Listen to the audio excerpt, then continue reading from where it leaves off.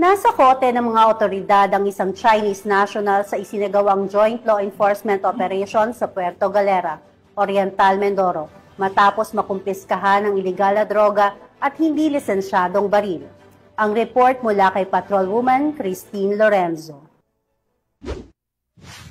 Arestado ang isang Chinese national sa Puerto Galera, Oriental Mindoro matapos ang matagumpay na joint law enforcement operation na isinagawa ng Puerto Galera Municipal Police Station kasama ang iba pang ahensya ng pamahalaan madaling araw ng ika-4 ng Oktubre taong kasalukuyan sa Sitio Aguada, Barangay Poblasyon. Kinilala ang suspect na 31 anyos na Chinese national na residente rin ng naturang lugar.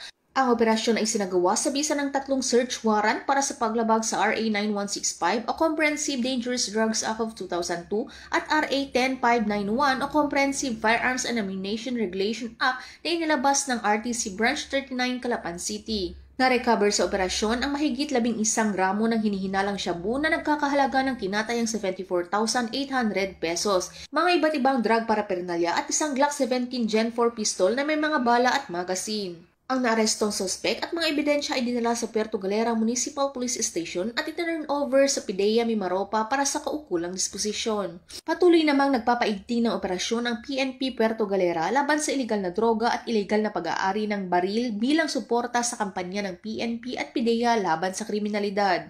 Mula dito sa Home of the Police, Eco Warriors, Calapan City, Oriental Mindoro, ako ang inyong PNN correspondent, Patrolwoman Christine Lorenzo, alagad ng batas, tagataguyod ng Balitang Pulis.